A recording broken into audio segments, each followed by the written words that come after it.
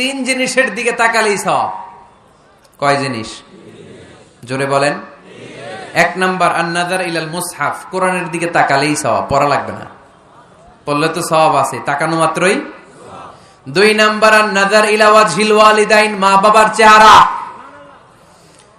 মা বাবার খেদমত করলে তো সওয়াব আছেই, টাকা দিলে তো সওয়াব আছেই, কিন্তু মা বাবার চেহারার নজরের দিকে যদি রহমতের নজরে একবার তাকান, একটা কবুল হজ করলে যেই সওয়াব, ওই সওয়াব আমল নামাই দিবে কে? মা বাবা এমন জিনিস আমরা চিনলাম না। আমরা পীর সাহেবের দরবারে লাউ নিয়ে যাই আর গান গাই, সাদের লাউ বানাইলে মোরে, আগা খাইলাম ডগা খাইলাম, খাইলাম না ডুগডুগি না। তো কই লাউ নিয়ে যান আপনি, কই হাদিয়া নিয়ে যান? আসল পীর সাহেব তো আপনার ঘরে। আপনার আব্বা সবচেয়ে বড় পীর সাহেব, আপনার আম্মা জান আপনার জন্য সবচেয়ে বড় পীর সাহেব। গোটা বিশ্বের সব পীর সাহেব যদি 50 বার করে কোরআন খতম দিয়ে এক গ্লাস পানির মধ্যে ফু দেয়, আর আপনার আব্বা শুধু বিসমিল্লাহ বলে যদি এক গ্লাসের পানিতে ফু দেয়, ওই গ্লাসের পানির ফুটা আল্লাহর কাছে কবুল হয়ে যাবে। এজন্য বিশ্বনবী বলতেন, জান্নাতু তাহতা আকদামি উম্মাহাতিকুম।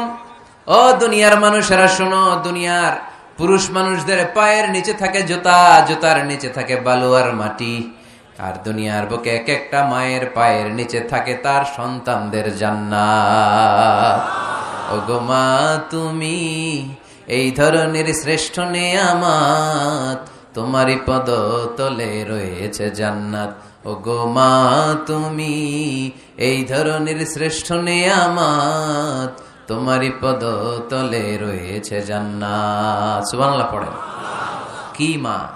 এই মারে আমরা চিনি না। লাউ কাতা'তা জিলদাক, তোমার গায়ের চামড়া কেটেও যদি মাকে জুতো বানিয়ে দাও, ওই যে ছোটবেলায় দুধ খাইছিলা, এক ঢোক দুধের শোধ আদায় হবে না, এক ঢোক দুধের শোধ আদায় হবে না। ওই মা। 3 বার বললেন আল্লাহ রাসূল এই মায়ের কথা। কয়বার? আল্লাহ হাবিব বললেন মা মা মা, তারপরে মা কয়বার? বাবা কয়বার? তার মানে ইসলাম মাকে দিয়েছে স্বর্ণ পদক, ইসলাম মাকে দিয়েছে রৌপ্য পদক, ইসলাম মাকে দিয়েছে ব্রোঞ্জ পদক, বাবাকে দিয়েছে সান্ত্বনা পুরস্কার। ঠিক কিনা? 3 বার যদি মা হয়, একবার যদি বাবা হয়, তাহলে স্বর্ণ পদক কে? রৌপ্য পদক, ব্রোঞ্জ পদক, সান্ত্বনা পুরস্কার। সুবহানাল্লাহ কইতে বললেন না? ওই মায়ের চেহারার দিকে যদি রহমতের নজরে একবার তাকান, কবুল হজের সওয়াব আছে না নাই?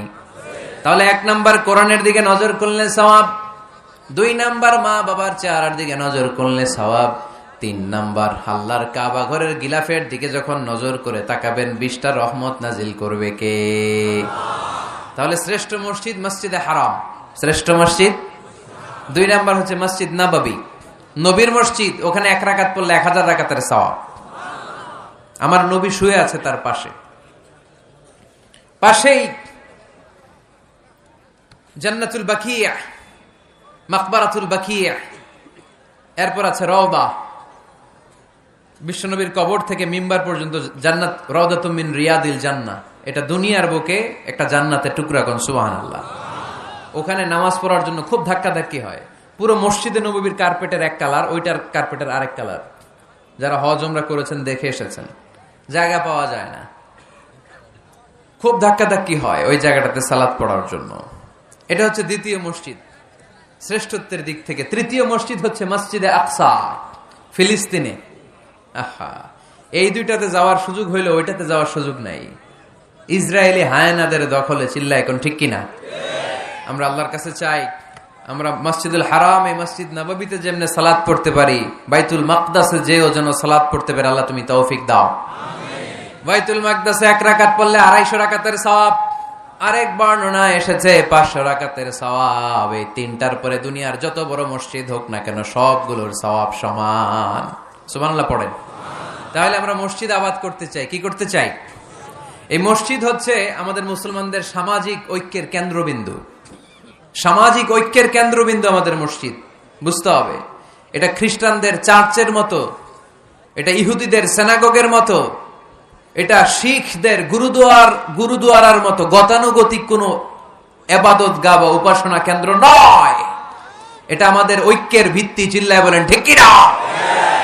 বিশ্বনবী মসজিদে নববী থেকে সব করেছেন।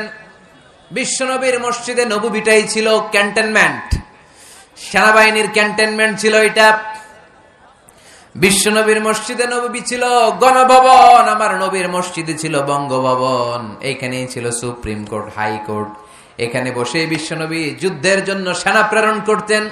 এখানে বসেই বিশ্বনবী বেকারদের কর্মসংস্থান করতেন। এখানে বসেই বিশ্বনবী বিধবা নারীদের জন্য ভাতার ব্যবস্থা করে দিতেন।